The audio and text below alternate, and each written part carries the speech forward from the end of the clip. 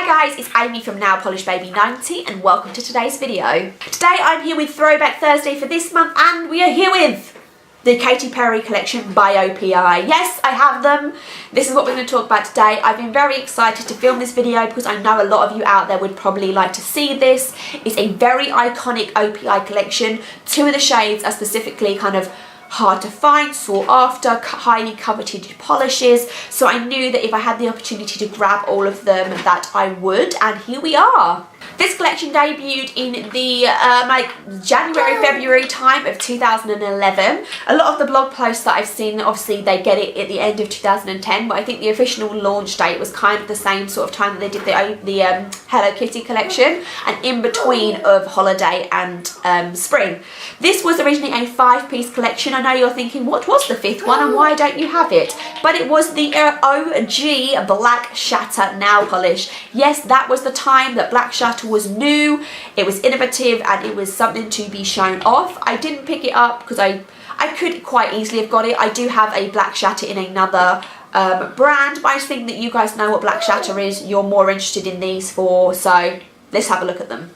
The first one is The One That Got Away, and all of these, if you're not Katy Perry fans, are all based off of song titles from, I believe they're all literally just from Teenage Dream, the album, I'm pretty sure. So this was Katy Perry's second album. The first one was One of the Boys, I believe.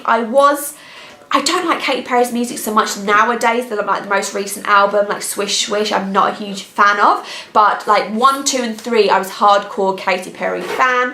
And I originally did see her when she just came out with Waking Up in Vegas. I saw her in London in Shepherd's Bush and she was amazing. And I think the opportunity that I had to see her raw back in the day was just, I really appreciate that. I have seen her on tour since that, but that's by the by.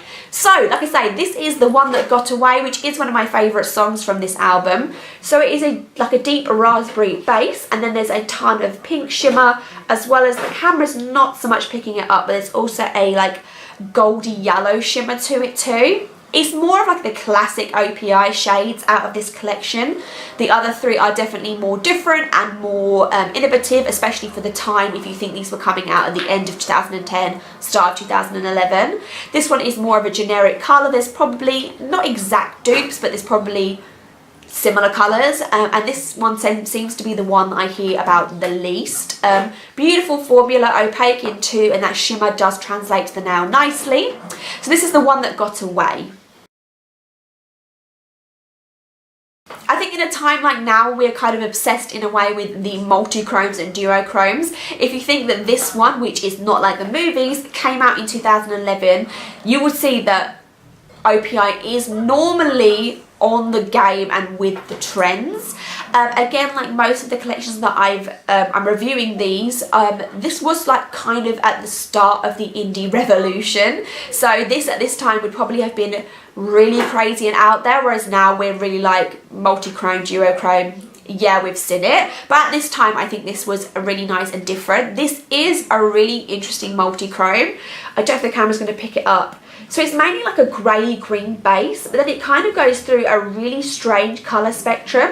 So there's a lot of purple in there, there's a lot of blue, but the overall is kind of like this grey to green base with, like, say, the blue, the pink. It's everywhere. There's also tiny little flecks of silver in there. I wouldn't say that they're glitters, they may be shimmers, but it's just strange. It might even be flakies. They're just very fine. Like, you might not even see them in my swatch photo at all. This was on the slightly thinner side of things. It did take 3 coats to get pretty much opaque. It's kind of like that with all multi-chromes, if I'm honest. They are normally more sheer polishes, which is just a bummer in general. So you're going to see 3 coats of Not Like the Movies. So I've left these two to last. These are the 2 infamous glitters, Last Friday Night and Teenage Dream. Now, a lot of people tend to have their eyes on these, and I don't know if I'm going to burst your bubble a little bit with them, because as much as these are beautiful and stunning, I want them to be these colours, and they're not.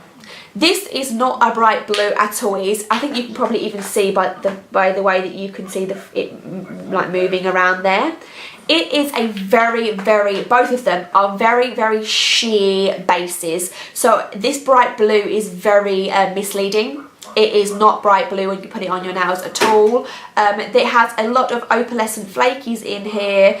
Opalescent glitters in here, which do build up nicely. This is both of them again are beautiful toppers, but for the purpose of getting it opaque, I did the dreaded 4 coats to get what you're going to see. I really couldn't leave it as 3. I thought that it was not good on 3. It needed 4. So like I say, although these are both stunning, my opinion on both of them is really the same. That they're beautiful. I wear them for the purpose of swatching, but I don't know if I would ever grab for them to wear them by themselves anyway. As toppers, 100%, they are great, but just by themselves, I'm not sure if I would ever wear them again. But you're going to see 4 coats of Last Friday Night. Teenage Dream is in this kind of raspberry pink base with a ton of holographic glitter. So this one has got more pearlescent, this is more holographic, and this does get more opaque, and it is pretty much opaque in 3 coats. It's a lot easier to wear by itself, and I know that a lot of people have worn it for weddings and for occasions where they want like a nice light colouring, but not like what I'm wearing today, but they want like a nice light covering, and they want just a little bit of glitter in there. So I would say that Teenage Dream is more wearable by itself than Last Friday Night, but it's still, for me, a little too on the sheer side. So I would probably only wear this as a topper. I'm not going to go... They are a little bit overhyped. I don't want to take that away and make them seem like they're not stunning, because they are. But for me, they are just so overhyped. There are a few places where you can get them. So if you want them, don't pay stupid money for them. There's normally people wanting to de-stash them, or you can get them at least under £10. I think that that's quite an easy price point. They're not the OPIs that are out there that are going like for like £30 or £40. So yeah, that one was 3 coats of Teenage Dream. Overall thoughts on this 4-piece collection, I think that it was very inspired by Katy Perry. I would say that maybe this one was a little bit odd, but I think if you look at the Teenage Dream album with the candy and the glitter, I think that the other 3 suit that theme a lot better than this dark one. This dark one's kind of a bit of an oddball in the 4 or the 5 that they came out with. Overall, I'm going to give this a thumbs up, but only a little thumbs up. I enjoyed all of them, but like I say, just the sheerness of the 2 glitters is just a little bit disappointing for me. I wish there was, although there is like nail thinner, I wish there was nail thickener for like these occasions, because especially the blue one would definitely benefit from a nail thickener if that was a thing. Give me a big old thumbs up and subscribe. Let me know down below what your thoughts are of this Katy Perry 2011 collection from OPI. As always, thank you so much for watching, and I will see you soon. Bye.